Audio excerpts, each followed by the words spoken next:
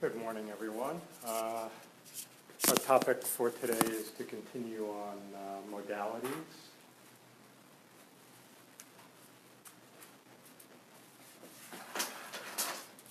The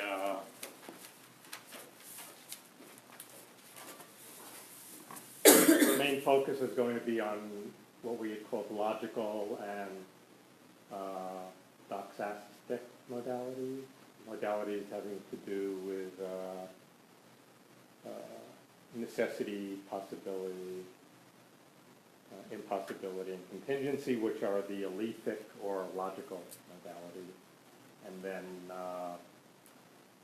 doxastic modalities, which have to do with belief primarily, but also, by extension, other related psychological attitudes like desire, knowledge, fear, hope, and so on. The broader term for these are propositional attitudes, psychological attitudes directed upon propositions, in at least some cases anyway, perhaps all. That's a matter of controversy, as we'll see.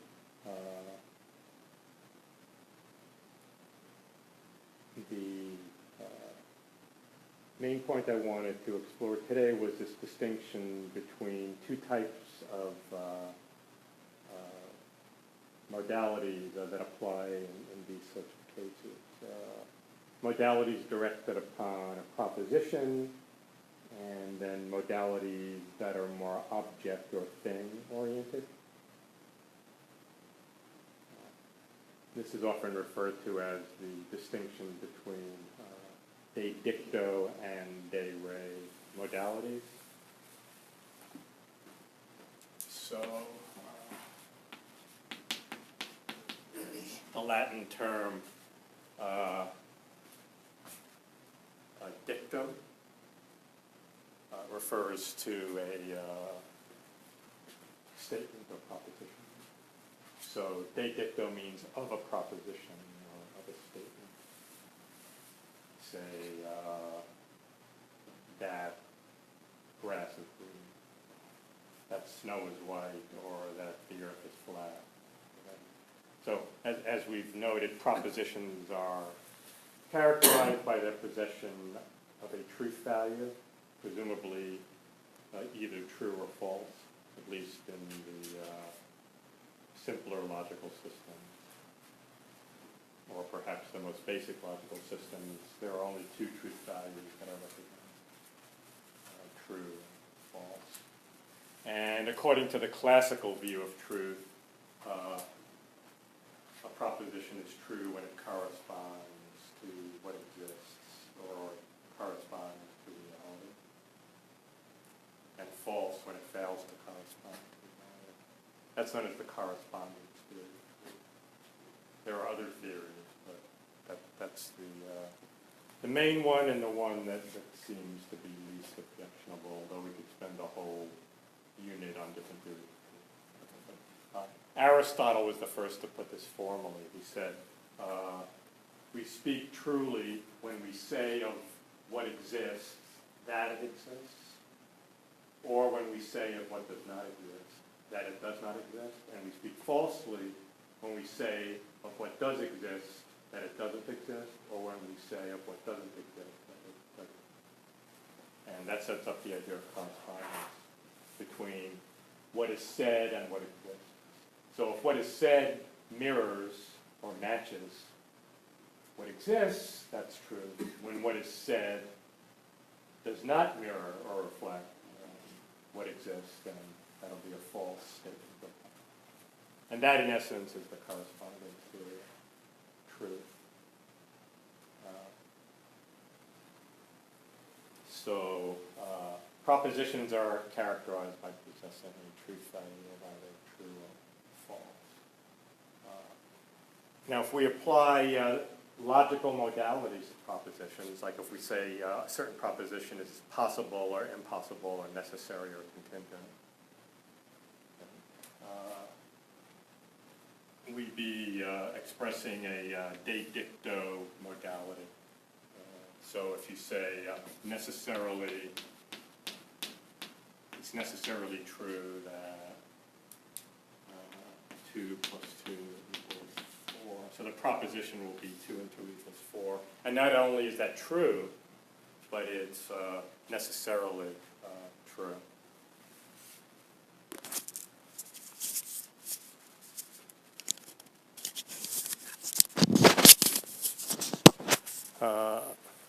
To say it's necessarily true is to say that it's absolutely impossible that it be otherwise, or that it's true in every possible world, but more on possible worlds at a later point.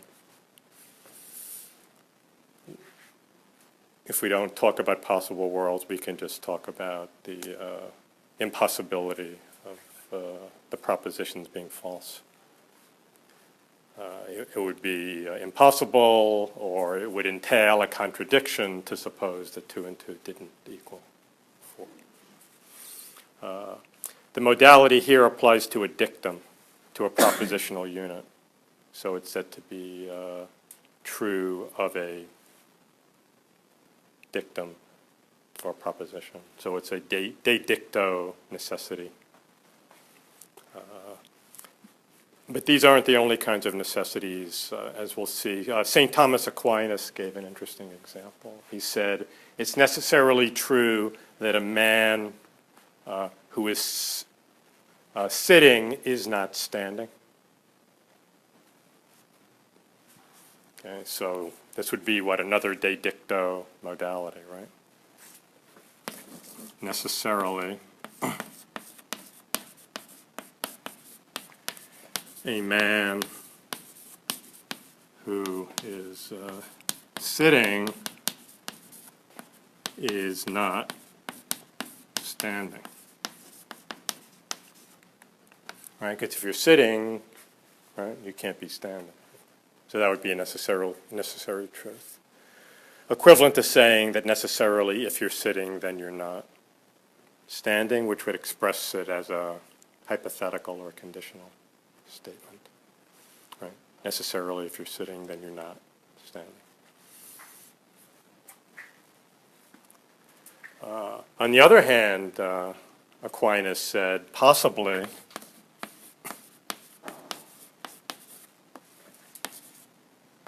a man, excuse me, I don't want to say that. I want to say a man who is, on the other hand, a man who is sitting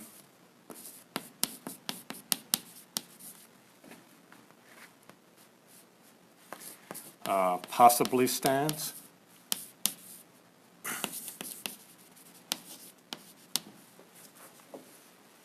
Now, would that be true? Would most of us be inclined to accept that as a true statement, that a man who is sitting possibly stands? So suppose you're sitting. Is it possible that you stand? Yeah, because you could get up, right? I mean, unless you believe in some kind of extreme fatalism, logical fatalism or necessitarianism, that there are no alternatives to what is whatsoever. I mean, one could hold that, but it doesn't seem plausible. It seems like the man who's sitting possibly stands. Now, you might try to explain this in terms of time. You might say at the same time you can't be sitting and standing, but you could be sitting at one time and standing at a different time. But I think Aquinas would say even at the same time, you could have been standing instead of sitting at that very moment because you have free will. So you could have chosen before the moment at which you sat, right, to remain standing instead of sitting. So he would resist explaining this in terms of a temporal distinction, the difference between the two. So on the one hand, we have that it's necessary that if you're sitting, you're not standing, but on the other hand, a man who is sitting possibly stands is true. So the modalities must be different because if they were the same, they would contradict each other. Right? The second one is known as a de re modality. It's not of a proposition, but of a thing. de means of, and re is a thing, object, or substance.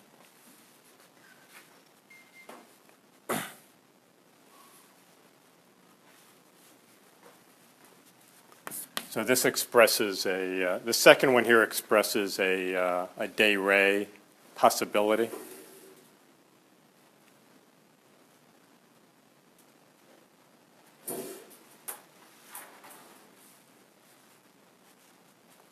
So it's saying essentially, it's saying basically that the property of sitting is not part of the essence of a man, because he could be standing.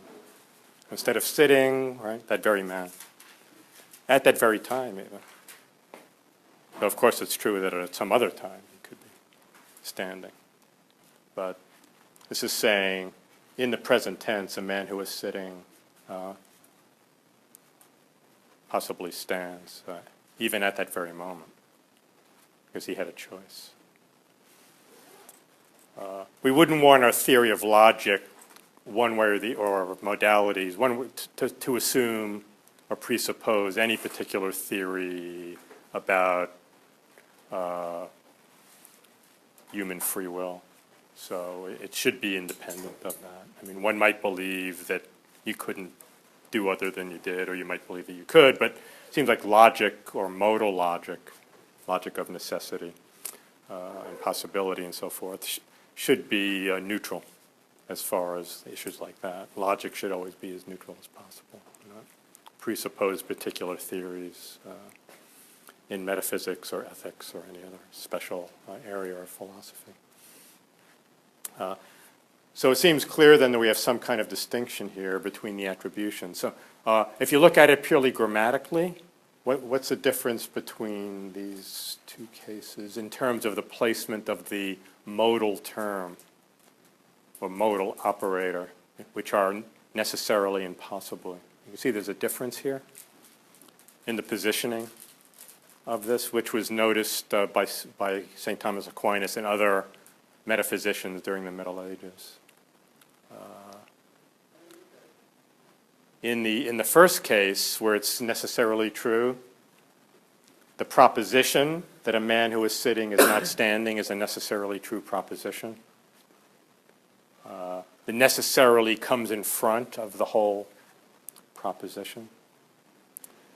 And this was called the composite or compound sense of necessity, sensu composito, in the original Latin that they used during the Middle Ages. That was the language of scholarship at that time. That was the lingua franca of scholarship in the Middle Ages. Philosophers in all the countries of Western Europe all wrote their works in Latin. So they had a common language, which was very convenient. So this is the compound sense, because the prefix, the modal prefix, speaking linguistically, necessarily comes in front of a statement and therefore applies to that whole statement as a single unit, saying that it's necessarily true, that there's no possible world in which that whole statement, that if a man is standing, that if a man is sitting, then he's not standing, is necessarily true. Okay. In the second case, however, the modal term possibly doesn't occur at the beginning, does it? It's in the middle of the sentence. See that? A man who is sitting possibly stands. So this was known as the divided sense, or sensu divisa. The idea here is that the modal term divides the sentence in the middle. So you can see this kind of grammatical difference between the two that reflects the deeper metaphysical distinction between the two types of modalities, the de dicto and the de re modalities.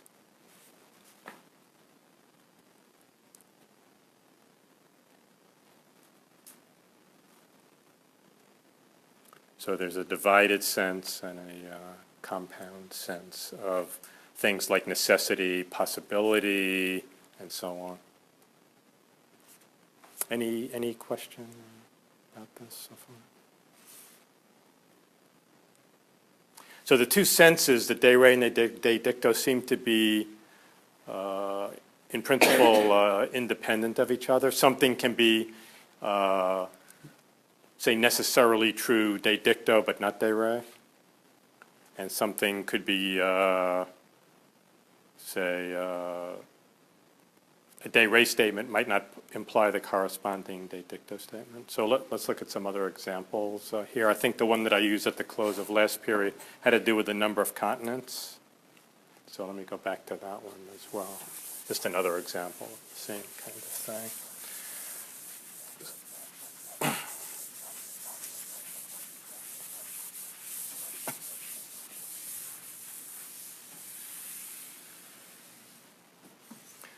So if you have the proposition, the number of continents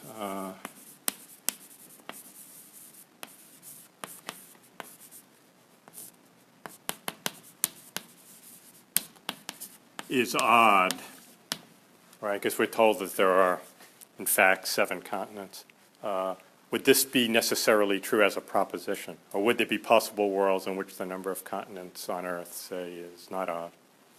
Well, they say back in the olden days there was only one big continent, like way back before the dinosaurs.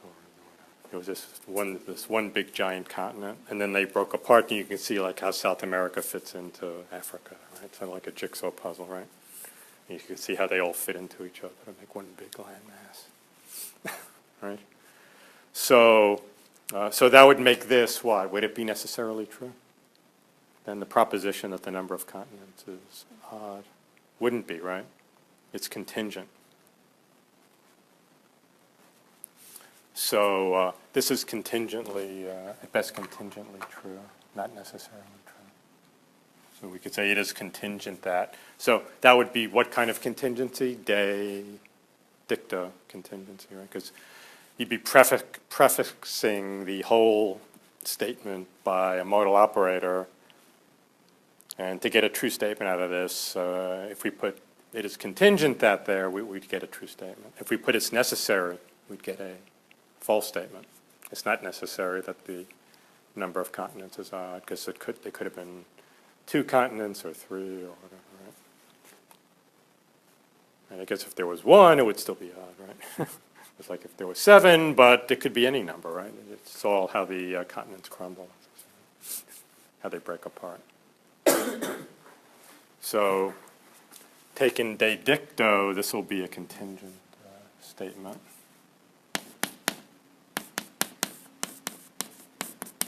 One that could be true and either true or false, depending on circumstances.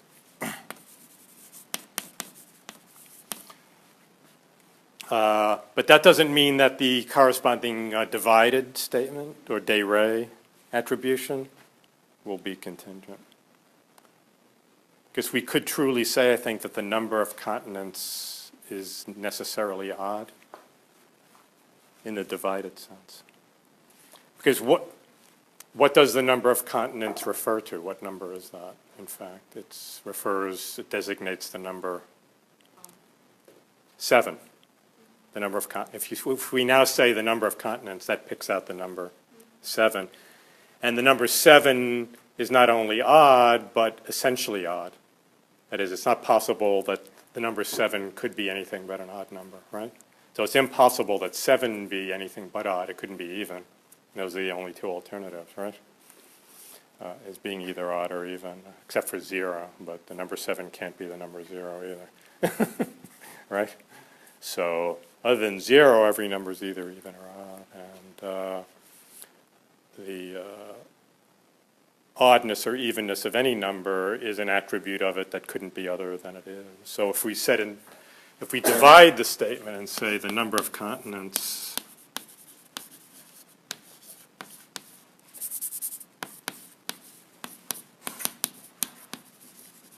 is necessarily odd, this will be a true de re statement. So these types of de re statements attribute necessary properties to the object referred to by the initial description. So if we had said the number of continents is necessarily even, that would be false. But if we say the number of continents is even, and that would just be, we could still say it's contingent that the number of continents is even. That would be false, but it could be true. Whereas here we have a necessary statement about the number of continents. So in this type of statement, we're talking about an essential or necessary property of an object. Here we're talking about the truth value of a proposition, whether that truth value is necessary or contingent or impossible and so forth. So there are two different objects here in the two different cases. So when the modal term goes in front of the statement, it's talking about the modal properties of that proposition as a complete unit, whether it's necessarily true or impossible to be true or contingently true or possibly true, whatever. When it occurs in the middle and it makes a de re ascription of modality, then you're putting forward a statement about whether a given object that's been referred to or a group of objects that's being talked about are necessarily have the property ascribed to them or not.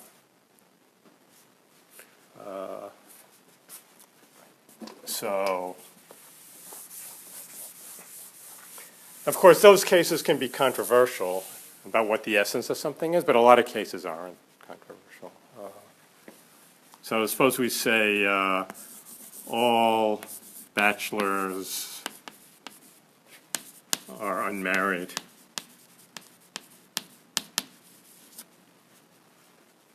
Okay, so what could we say about this statement, de dicta,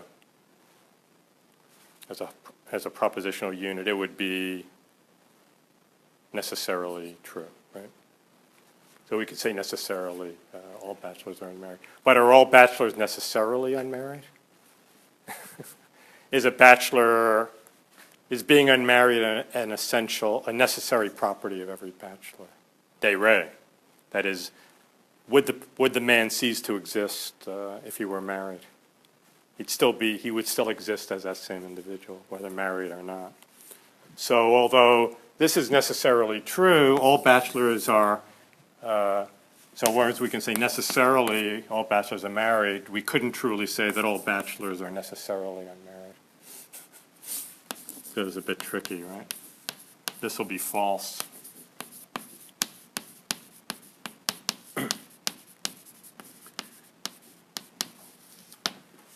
All bachelors are necessarily unmarried is a false statement, I think, because whether you're married or not is a contingent fact about your existence. It wouldn't cause you to cease to exist. On the other hand, if we said all bachelors are necessarily, how could we make a true de re statement about bachelors? Well, unmarried isn't an essential property of a bachelor, but there must be some properties that they have essentially.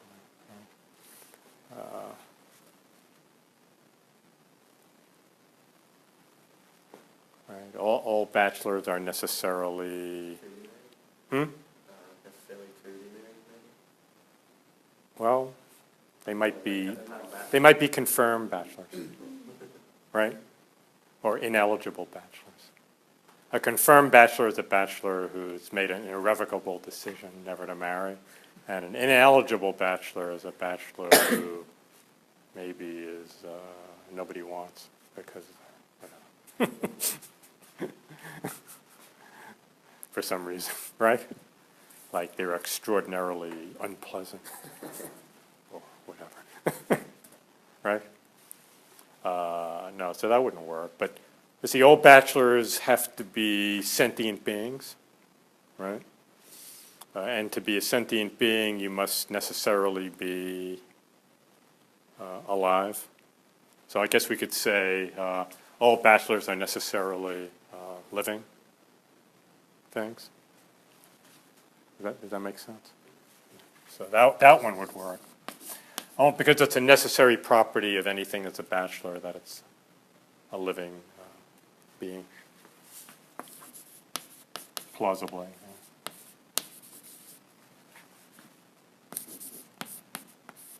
All bachelors are necessarily alive.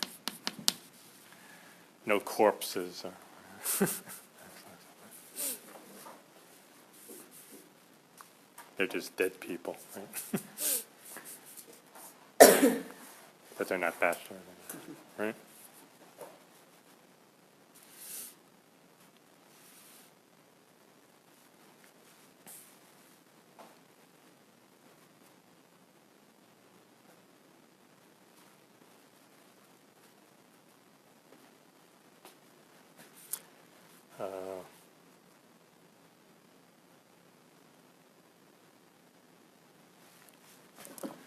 Or again, we could do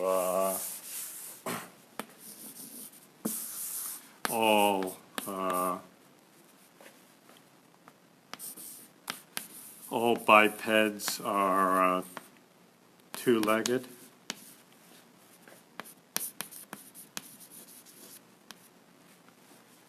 Right, so that would be necessarily true, right, as a proposition. But if you're a biped, you're two-legged. That proposition could never be false. Right? So necessarily. De dicta. Right? But is it true de re that all bipeds are necessarily two-legged? No, because you could have a limb amputated, right? Like many soldiers in the Civil War, right, had lost legs, and in all wars, right, they lose limbs, but they still exist. Right? That's not an essential property. It's not a property that they necessarily must have in order to exist. So how can we define the idea of a necessary property of a thing or an object? Well, an object has a property necessarily when it's impossible for that object to exist if it lacks that. Unless it's impossible for that object to exist and lack the property in question. That's impossible. So we could say X is necessarily F if and only if 1, X has F, and 2, it is impossible for X to exist and lack F. So it's not impossible for a man to not be standing or sitting or to have a different number of limbs. Right? So those are not necessary properties. But it is impossible for you to exist without being alive.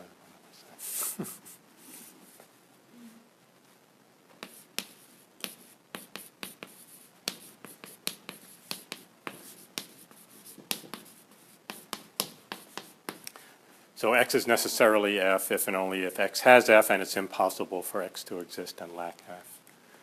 So some good examples that I've given, right? Like bachelor, a given bachelor, any given bachelor is necessarily alive. Any physical object necessarily is located in space, right? For any object you pick, it'll be identical to itself and to nothing else. That's a trivial case, but it's still a necessary property. Happens to be a necessary property that everything has. So there's an interesting distinction between necessary properties that everything has and necessary properties that some things have and other things don't have. So being alive is a necessary property, perhaps of living things, but it's not a necessary property of non-living things. So if you have a non-living thing like a stone, then it would lack the necessary, it wouldn't have the property of being alive, whereas a living thing, say, would have the property of being alive and seems to have it necessarily. Though I guess one could dispute that. It's pretty hard to dispute the claim, though, that that any physical object you pick necessarily has a location in space. And that'll be a property of everything in the world only if physicalism is true, or materialism, namely that only material or physical things exist. But if there are other kinds of things, like propositions, which are not located in space, they wouldn't have spatial location as a necessary property.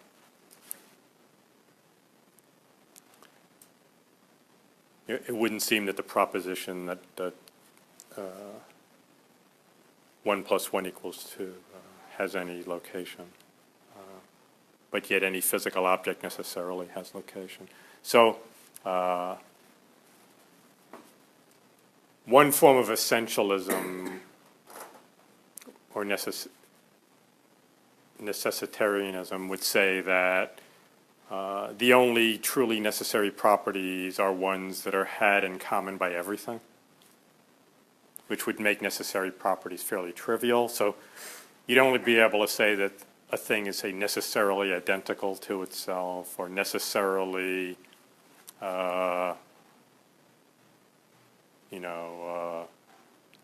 is colored if it's red, and necessarily it's either green or not green, properties like that. They would be essential to everything.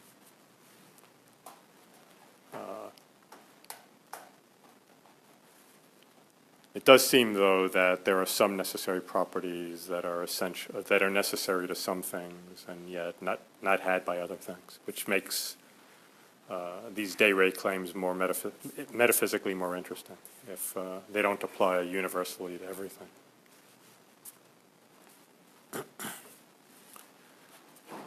So if there are physical objects and some other kinds of things that aren't physical objects, like abstract objects, like sets or propositions or something, then you're going to have some properties of sets that can't be had by physical things and that are necessary to sets, like having elements.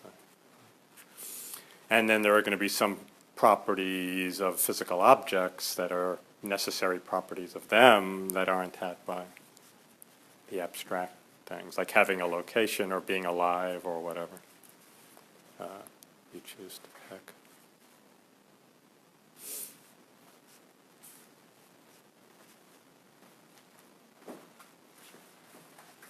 So this gives us a definition of a necessary property or of a true day ray modal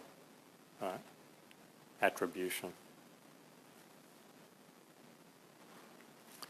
So anyone a little fuzzy on this distinction between attributing necessity to a proposition, de dicto, versus attributing a necessary property to an object or entity, de re, and how the two are really independent of each other? There's an entry that goes into this in the historical dictionary, so it's assigned in the reading, and it works. It works through the examples and gives you the details. So everyone's okay with that. Now, it turns out that there's a analogous distinction within the realm of doxastic modalities. That is when we talk about belief. So let's turn to that now. It's not going to work exactly the same, but it does follow the same logical structures between a compound sense versus a divided sense, between de dicto belief and de re belief, or between ascriptions of or attributions of beliefs de dicto versus de re attributions of beliefs.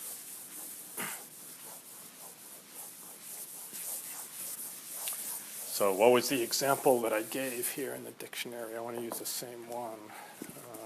Let's see. I think it had to do with like a spy or something.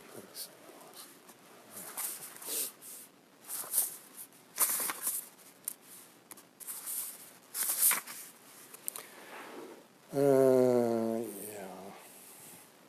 The tallest American spy. Right?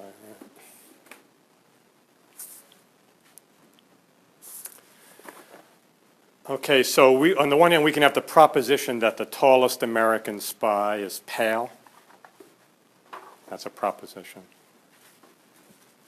So somebody might believe that the tallest American spy is pale. So here we have belief occurring in front of a proposition, and propositions, just as they are bearers of truth, seem to be objects of psychological attitudes, including belief. So the objects of belief are these propositions, right? Like that the tallest American spy is pale, or that the tallest American spy is not pale, or whatever the proposition is that you believe. And just like propositions have a truth value, you'll notice that beliefs have truth values, right? So a belief can be either a true belief or a false belief, depending on whether what is believed matches up to reality or not. So this will be a true belief if, in fact, the tallest American spy is pale-skinned, right? And false otherwise. But anyway, S believes this. Okay, whether it's true or not, this is what S believes. So we have a propositional attitude, belief, which takes as its object a complete proposition. In this example, that the tallest American spy is pale.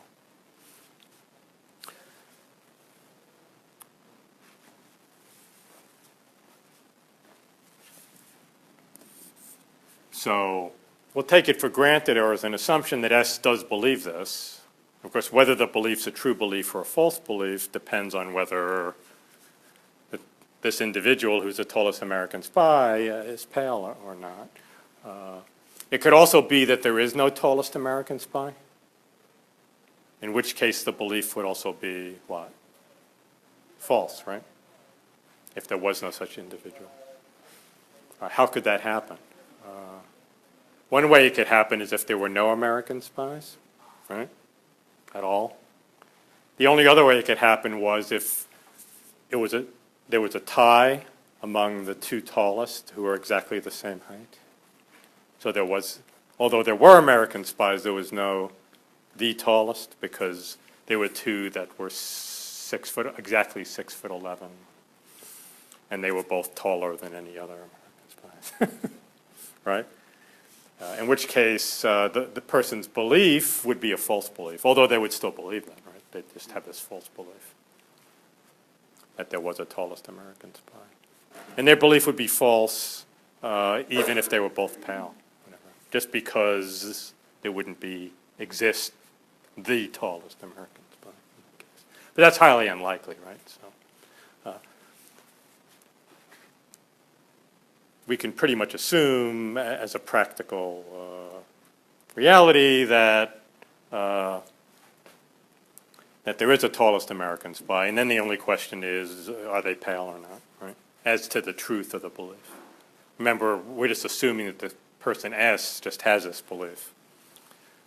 These problems only arise in assessing whether the belief happens to be a true belief or a false belief. But yeah, they have the belief. We just have to ask them, do you believe that? Yeah, I believe that.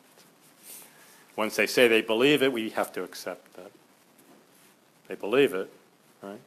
Unless they're lying to us, which they have no reason to do. So S believes that the tallest American spy is pale. This would be an example of a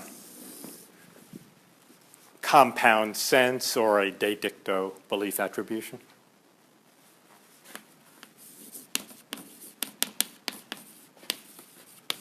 So we're attributing to the person S a belief de dicto, a belief of or in the truth of a particular proposition, which may be either true or false, the proposition that the tallest American spy is pale.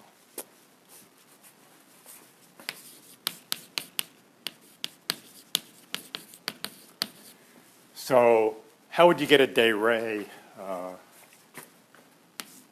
attribution? Well, to get a de re attribution, you have to get a divided sense of belief, right? So belief has to appear in the middle instead of in front. So how would that work? We'd have to say the tallest American spy is believed by S to be pale. Right? This would be the de re version.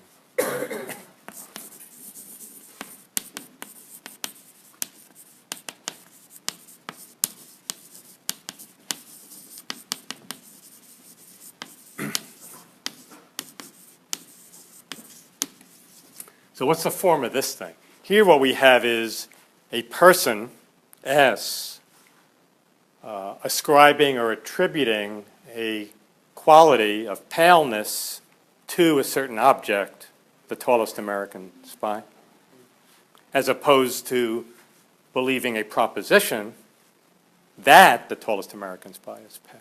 Is there a difference between these two things? If so, what is it? I would say there is a difference if you think about it. For one thing, the second one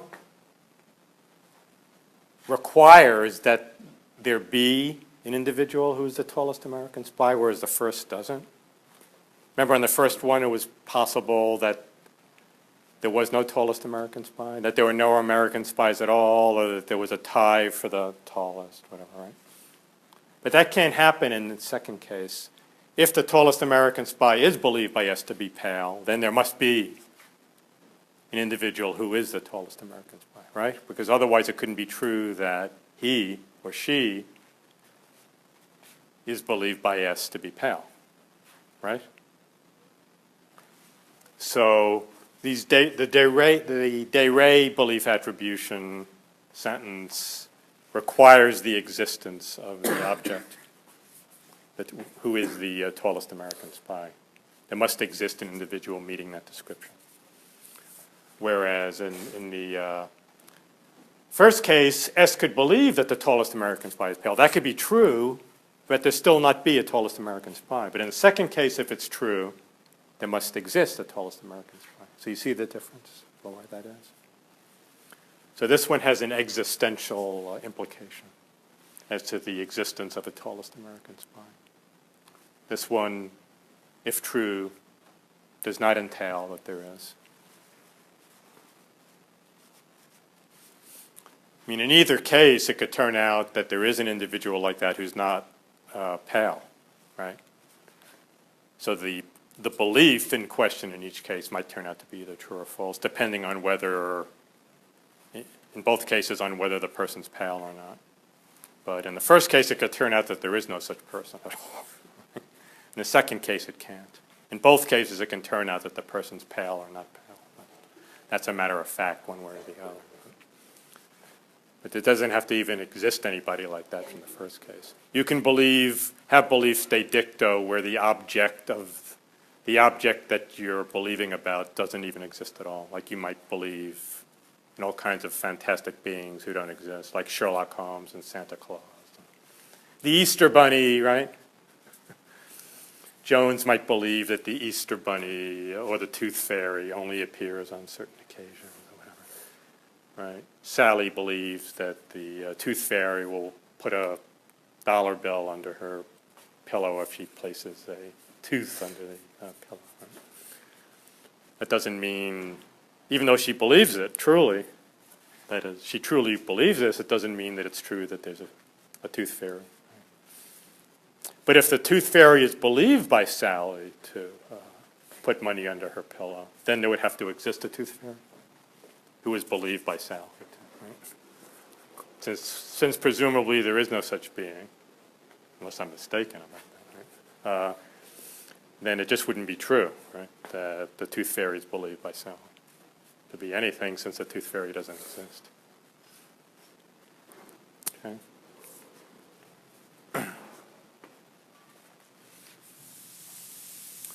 So what does that mean? So if we call this statement 1 and this statement 2, so if does statement 1 entail statement 2? If it's true that statement 1 is true, that S believes the tallest American spy is pale, does it or does it not necessarily or logically follow that the tallest American spy is believed by S to be pale? Well, the answer would be it doesn't follow, right? Because as we've seen, the first statement can be true. A person can hold the belief even if the object referred to doesn't exist, whereas the second statement does require the object to exist. So therefore, the first statement doesn't imply the second. The de dicto belief statement does not imply the the truth of the de re belief statement. The truth of the de dicto belief that the person has this de dicto belief does not entail that that they have the de re belief, so to speak, that there is an object for them to ascribe the property to. Right? The object can just fail to exist.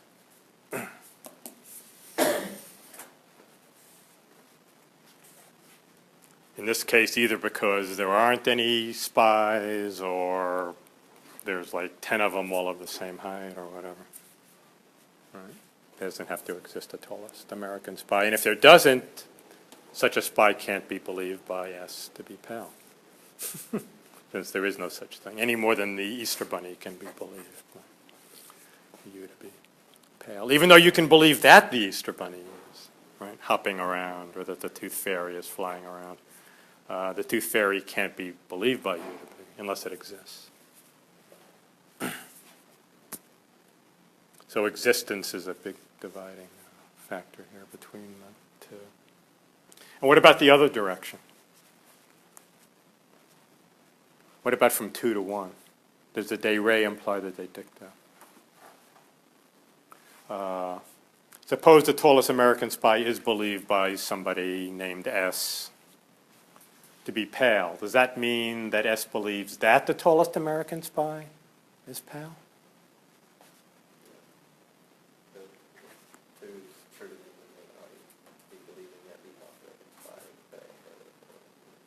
Well, the tallest American spy is believed by them to be pale, right? But the question is, does that get us to the conclusion necessarily that they happen to have the mental content that the tallest American spy is pale as part of their belief system? Perhaps not, because couldn't it be that the tallest American spy is believed by them to be pale because the tallest American spy happens to be like directly in front of them, but they have no idea that that person's a spy at all, right? There's this really tall guy in front of you, okay? And he's really pale. And you say, that guy's really pale. You have no clue he's a spy, right? The first thing was just identifying the guy without the person who's believing that he's pale or spy. Yeah, yeah. So 2 doesn't lead to 1 having to be true either. The object can be believed, the tallest American spy can be believed by a given individual to be pale without that individual who's believing that having any idea that the tallest American spy is pale. They don't have to know that or believe that at all. They just have to, for some description that applies to the tallest American spy, believe that the individual satisfying that description is pale. And the description could just be that person. Right? You might pick the individual out just by perception, right? Just as him or her or whatever, right? You see this really tall person in front of you. You have no idea they're the most notorious American spy, right? Because they keep it secret, right? So how would you know? Right? But it's quite obvious that they're pale. I think under those circumstances, we can say that individual, the tallest American spy, is believed by you to be pale, even though you don't believe that the tallest American spy is pale at all. So that's the difference between the two types of descriptions. So 1 does not imply 2, and 2 does not imply 1. The de dicto and the de re are logically independent, just like they are in the case of logical ascriptions of de re necessity and de dicto necessity were independent, right? You could have a true de dicto necessity that didn't imply the de re, right? And a true de re that doesn't imply the de dicta we saw through those examples. So one does not imply two, and two does not imply one.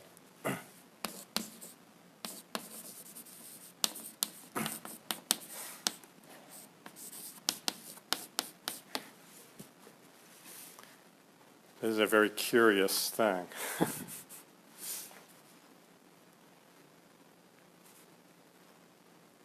And the trick of it is that for S to have this belief directed upon the tallest American spy, they don't have to realize that that's who the person is.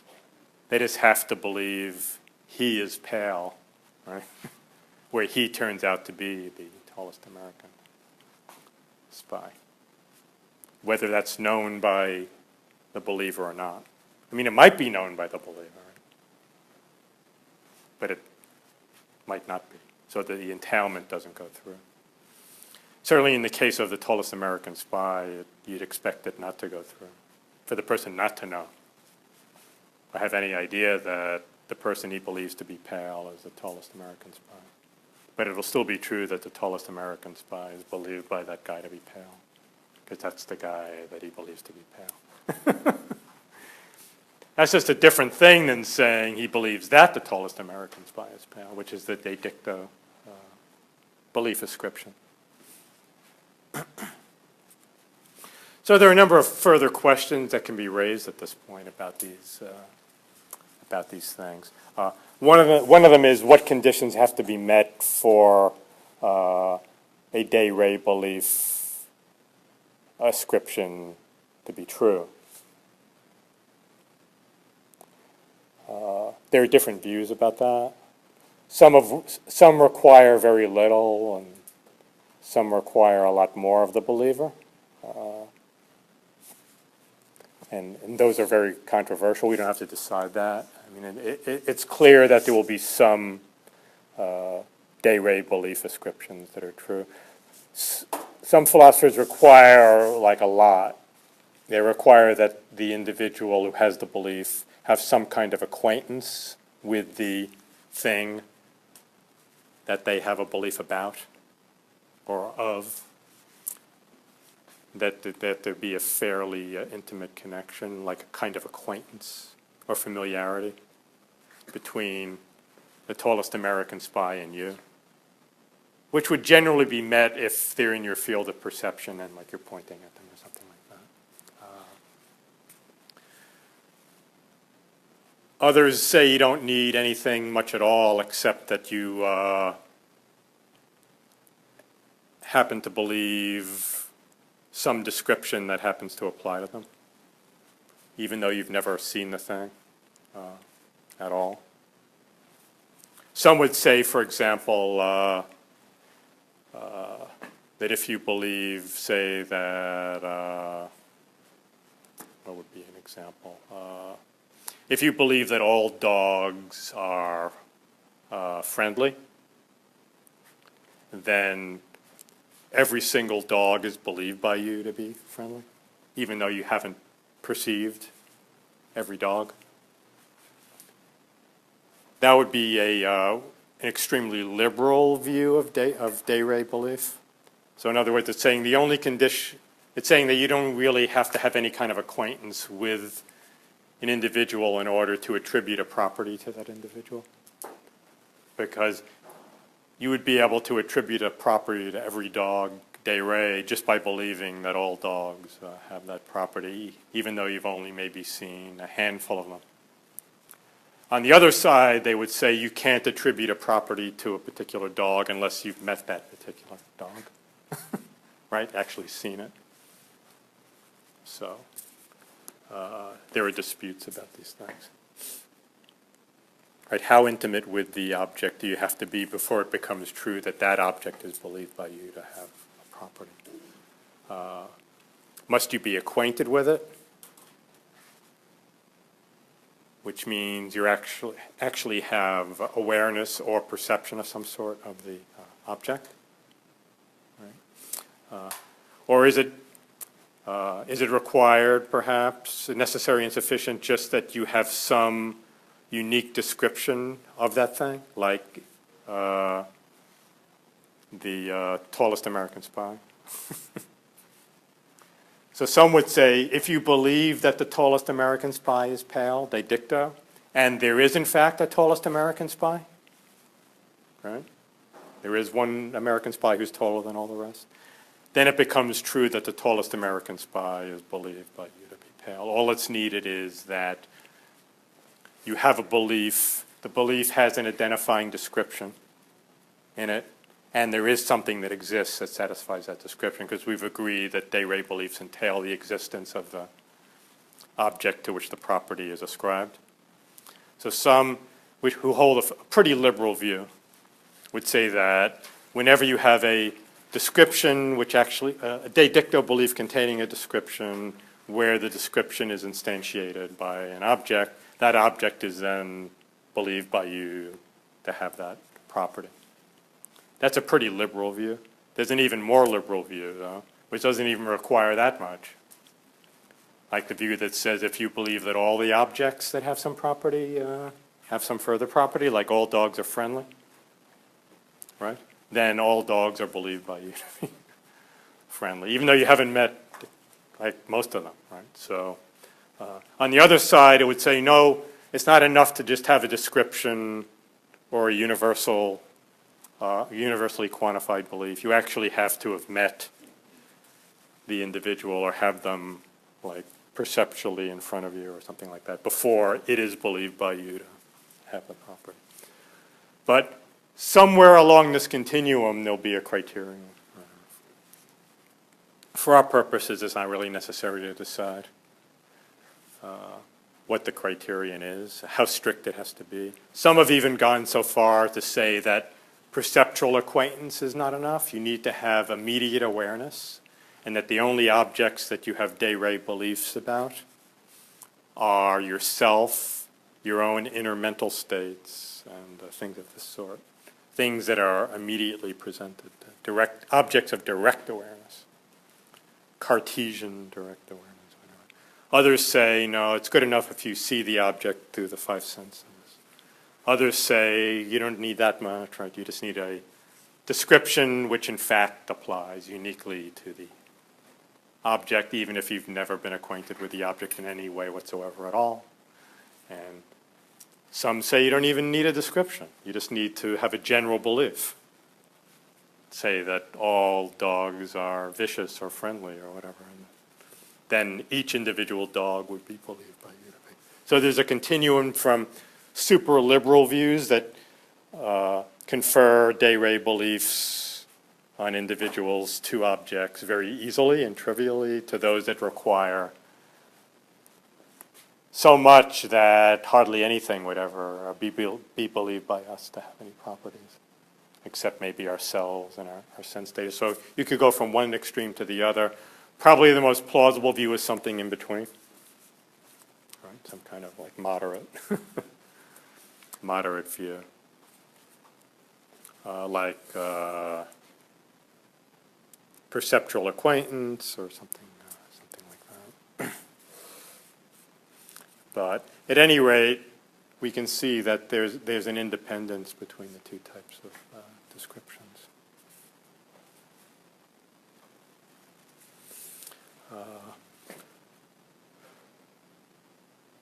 If you look at it linguistically, sometimes the divided sense of belief is used to express a de dicto belief. I mean, our linguistic conventions are messy on this stuff. Suppose somebody said something like Columbus believed that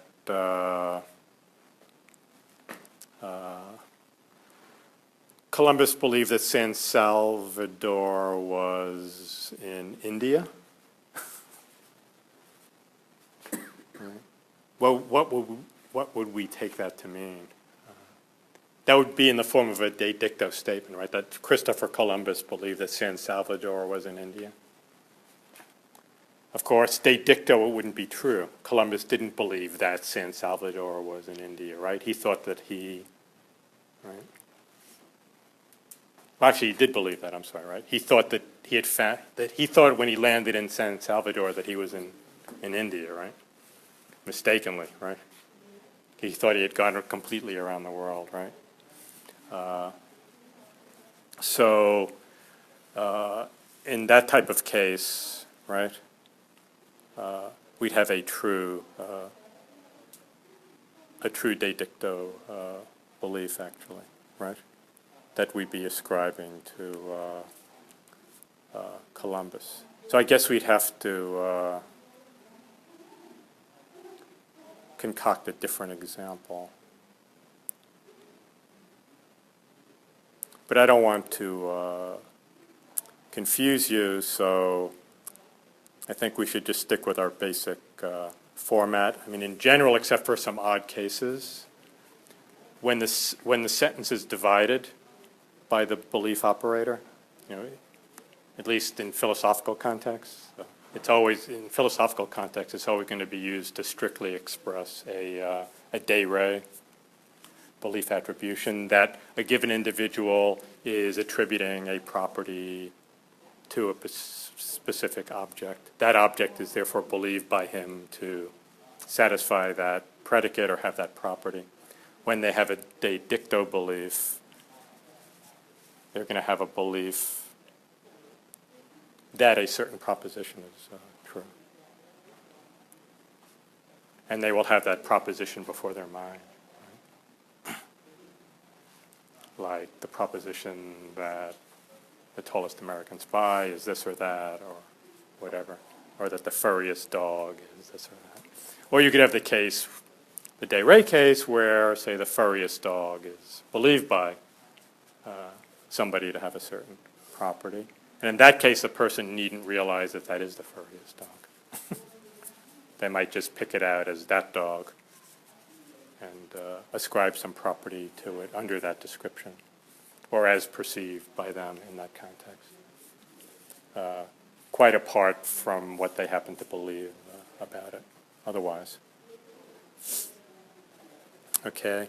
So I want to turn next to different accounts of logical modality.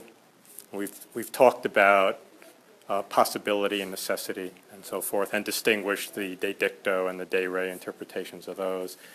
And you recall that we said that if we take possibility as a basic term, we could say that a proposition is impossible when it's false that it's possible, and that it's contingent when it's both possibly true and possibly false, right? And necessary when it's not possible for it to be false, and so on. How is one to understand the basic term possible, though? Well, actually, it does, you know, it turns out to be very difficult to give any kind of definition of possibility that doesn't itself use one of the other terms that we've used, that we've defined in terms of possibility. So logical modalities seem to form kind of a closed family of modal terms, such that although you can interdefine them in terms of each other, it's hard to come up with any definition of any of these modal terms that doesn't use some other modal term. So to break out of that circle is probably a fruitless endeavor. What philosophers have done, though, is to try to give what's called a possible world account, picture, or model of modal talk. That is, modal talk, which involves logical modalities. And there are different accounts there for different models or accounts of what a possible world would be. I talk about, I think, 4 main types of accounts of possible worlds. in the reading selection, the main reading selection on that.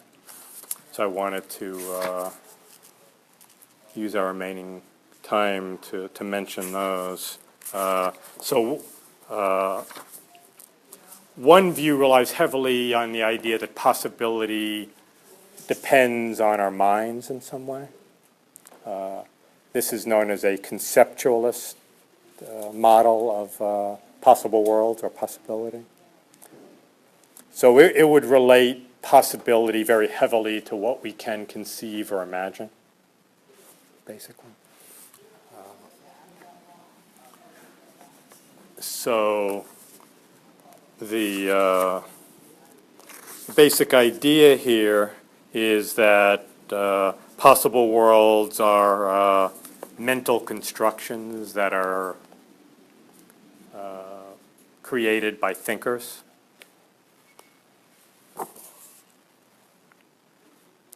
These could be complexes of thoughts, concepts, stories, or narratives.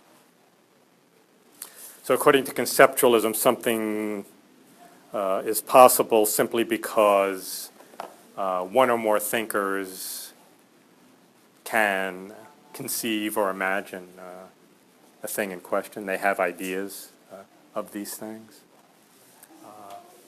So that's one approach. So what do you think about that? Would that be a promising approach? Can we say that possibility itself depends on the human mind? It seems to raise some problems, doesn't it? Like one problem would be, what about before there were human minds? Because it seems like human minds only came into being at a certain point, like in the evolution of the planet. But it seems like lots of things were possible before that time. So then how could possibility require that there be thinkers that have certain ideas or conceive of certain things? Right? You see the sort of problem that would arise there. There's also the question of whether possibility requires conceivability or imaginability.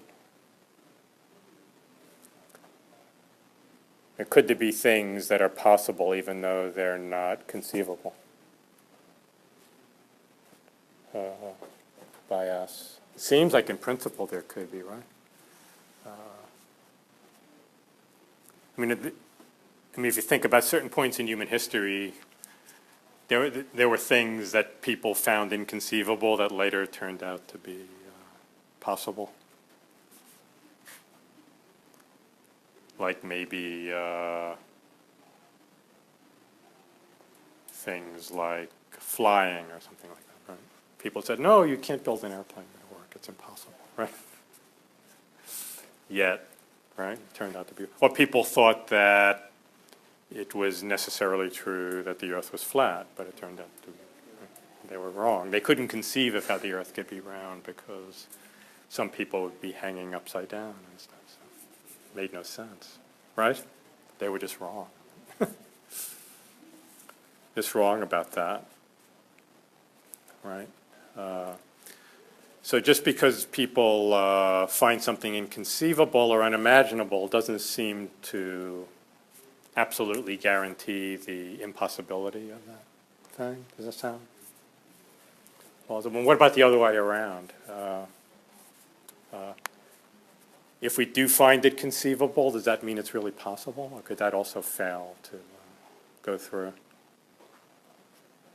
Yeah, can we think of anyone think of an example of something which people might find conceivable but maybe turns out to be impossible? Maybe, say, time travel?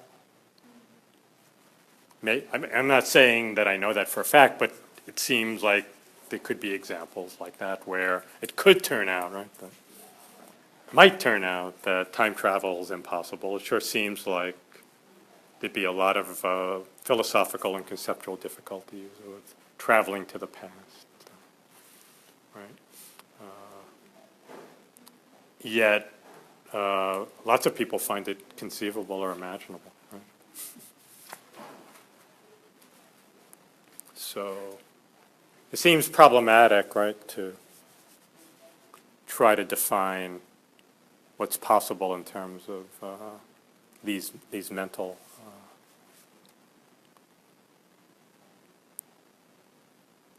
mental attributes of conceivability or imaginability. So the conceptualist theory that possibility is dependent upon thinkers, especially human thinkers, seems highly problematic. Now we might improve the theory by making it depend upon one special thinker who's not human, like God. God's a lot less fallible than we are. So that kind of theory might fare better, but then you have to assume the existence of God. So how do you prove that? And should logic be presupposing, should modal logic be presupposing the existence of a God unless there's proof? I think not. It should try to stay neutral on that question. So conceptualism would fare better with God in there. He's not going to make these mistakes, right? Conceive of impossible things because God's all-knowing. But then you're saddling logic with the assumption of existential assumption of a God, which perhaps is something that we might want to accept on faith, but not something that we can say we know or can prove for the purposes of constructing a theory of modal logic. So that would raise problems.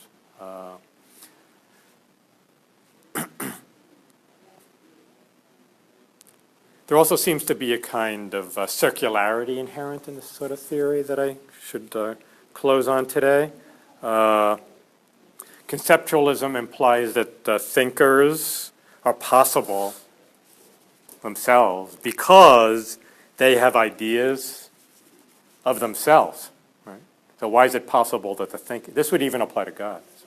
So, God will be possible because God's got an idea of himself. But it appears that to the contrary, these reflective ideas that thinkers have, the ideas they have of themselves as existing, these ideas are only possible because you have some thinkers there that exist to begin with, and that these thinkers therefore are possible.